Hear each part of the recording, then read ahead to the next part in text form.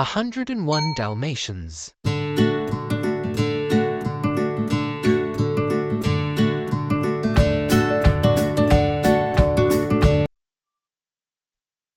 In a tiny flat in London, just around the corner from Regent's Park, a Dalmatian named Pongo lived with his owner, Roger.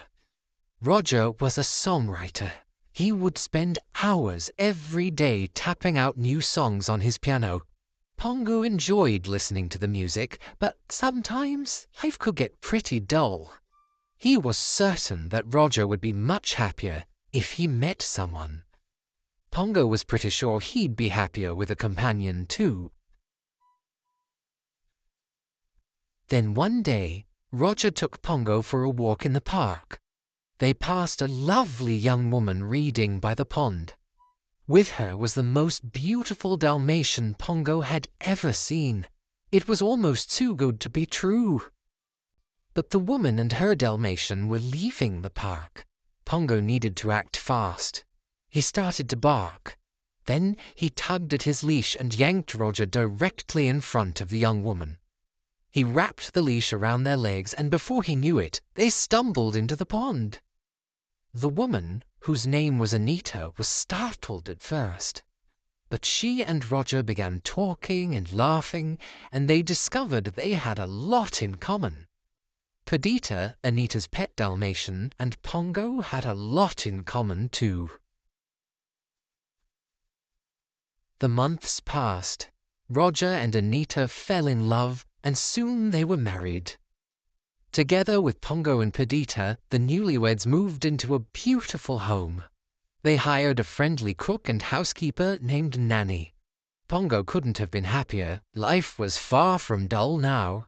Then, one morning, Perdita had some wonderful news. They were expecting puppies. But their celebration was unfortunately cut short when Cruella de Vil, Anita's mean old schoolmate, barged into their home. She was dressed in an expensive fur coat and carried a fur handbag. She was obsessed with the idea of puppies. "Anita, darling," she crooned, "where are they, the puppies? Such perfectly beautiful coats." "Oh, it'll be at least 3 weeks," Anita responded.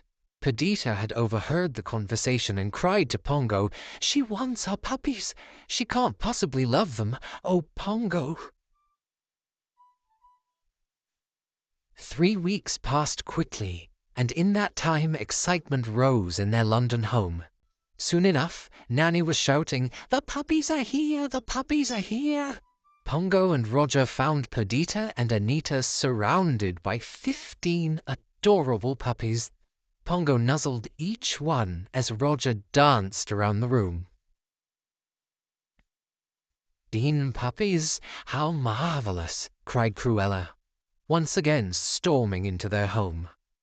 Cruella eagerly plucked at the blanket covering one of the puppies, but the moment she saw the tiny Dalmatian, she pulled back in disgust. "They're mongrels. Why, they don't have any spots," she said. "They are not mongrels. They'll get their spots. Just wait and see," Nanny exclaimed. Cruella's devilish grin returned. "In that case, I'll take them all." As Cruella began writing a check, spraying ink everywhere, Roger saw Anita's sad expression. He firmly shook his head. "We're not selling the puppies. Not a single one. And that's final." Cruella's grin vanished, replaced with a sneer. She was furious. She ripped up the check and yelled, "All right, keep the little beasts for all I care. I'll get even. Just wait. You'll be sorry." Perdita and Pongo were so relieved. Roger had stood up to Cruella and their puppies were safe. Weeks passed. The puppies all grew healthy and strong. Pongo smiled every time he thought about their completely different and lovable personalities. Rolly was always hungry. Lucky always got into mischief. Penny and Patch were never apart. And they all loved watching their hero Thunderbolt's adventures on television. One winter evening, Nanny offered to look after the puppies while Roger and Anita took Pongo and Perdita on a walk. Just as she put the little ones to bed, two suspicious-looking men came to the front door. "Good evening, Mum. We're here to inspect the wiring and the switches," said the tall one. Nanny didn't believe them. "You're not coming in here. I'll call the police," she cried. But the two thugs pushed past Nanny and kidnapped the puppies. Pongo and Perdita were heartbroken. They were certain Cruella was behind it. But without any proof, there was nothing the police could do. Pongo realized there was only one hope left. "Purdy, I'm afraid it's all up to us," he said.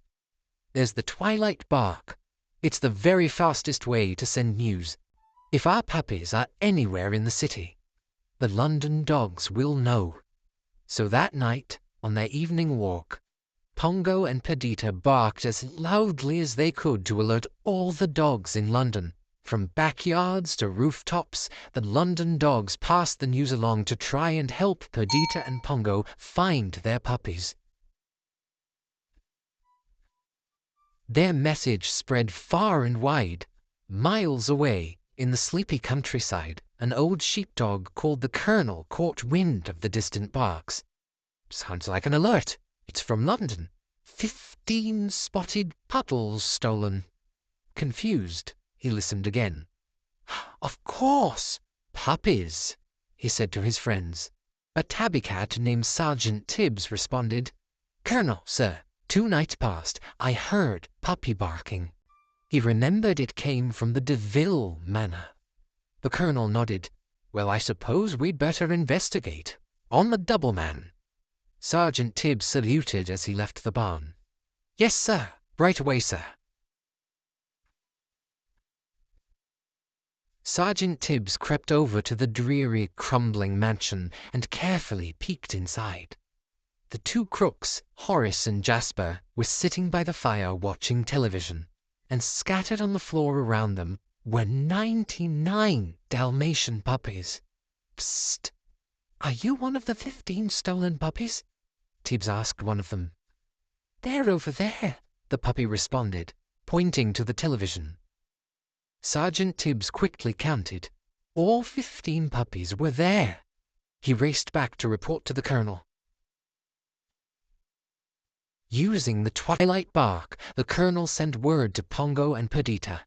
Pongo's eyes grew wide when he heard that the puppies were being held prisoner at the DeVille mansion. He and Perdita left home and headed north to find them. Perdita was so worried. Cruella had been behind the kidnapping. Who knew what evil plans that woman had in store? She hoped they weren't too late. Meanwhile, Sergeant Tibbs raced back to the mansion to try to help the puppies escape. Just as he arrived, Cruella burst in, yelling at Horace and Jasper. "I tell you it's got to be done tonight," she shouted at them. Cruella wanted to make the puppies into fur coats. "Do it now. I'll be back in the morning and the job better be done." Sergeant Tibbs seized his chance. If he didn't hurry, all 99 puppies were in big trouble. He whispered through a hole in the wall, "Psst, kids, follow me." One by one, the puppies snuck out through the hole. The last puppy was escaping when Jasper turned around. "Horace, look, they're gone," he called. The two crooks chased the puppies through the mansion and eventually cornered them in the living room. Sergeant Tibbs tried to shield the Dalmatians, but he was too small to protect all 99. Just as Jasper was raising his club to strike, Pongo and Perdita burst through a window. They snarled and yapped, fighting off the crooks so the puppies could escape back to the barn. Then Pongo and Perdita raced away too. Safe at the barn, Perdita nuzzled Rolly, Lucky, Penny, Patch, and the rest of her darling puppies. But there were more than just her own puppies to look out for now. Pongo gazed out the window at the snowy countryside. Horace and Jasper were sure to come after them, and that meant Cruella would be close behind. It was risky, but there was only one choice. We have to get back to London somehow, Pongo declared. Purdy, we'll take them home with us. All of them. Braving the bitter cold, Pongo and Perdita led the 99 puppies across the ice and snow back toward London. It was a long, slow journey, and the puppies grew cold and tired. Along the way, a friendly cocker spaniel offered them shelter in a dairy barn so they could warm up. They were miles from the Deville mansion by now, but they weren't safe yet. Somehow Cruella had followed their tracks and was right outside. Luckily, a black Labrador retriever found them a ride to London in a moving van. But Pongo, there's Cruella, Perdita pointed out. How will we get to the van? Then Pongo saw that a few of the puppies had been rolling around in a dusty pile of soot from the fireplace. He had a great idea and started rolling in the soot too. Look, I'm a Labrador, he cheered. Come on, kids. One of the puppies smiled. I've always wanted to get good and dirty. Soon the van was ready to leave for London. Pongo quickly rolled each of the puppies in the soot. Then, one by one, he and Perdita carried them onto the moving van. Their disguise worked. Cruella saw them and thought they were black Labrador puppies. But just as Perdita and Pongo were loading the last puppy, a clump of snow fell on him, wiping off the soot. Cruella saw the clean puppy and knew she had found them. There they go! She shouted as the van drove off. Cruella was furious. Ranting and raving, she slammed her car into the side of the van. She wanted to drive them off the road. The moving van teetered on the edge of an embankment. It was about to tumble over. Out of nowhere, Horace and Jasper came skidding down the hill. They were trying to catch the van too, but they hit Cruella's car instead. The villains plummeted down the slope, slipping and sliding until they crashed at the very bottom. Cruella crawled out of the wreck and cried, "You fools!" Pongo and Perdita sighed. They were safe at last. Back at home in London, Roger and Anita were very sad. First, their puppies had been stolen, and now Pongo and Perdita were missing. But suddenly, Pongo, Perdita, and the puppies burst into the room. Roger and Anita were overjoyed until they noticed all of the puppies. Roger, Anita, and Nanny started counting. 101, said Anita. What will we do with them? Roger grinned. We'll keep them. We'll buy a big place in the country. We'll have a Dalmatian plantation. And that's exactly what they did.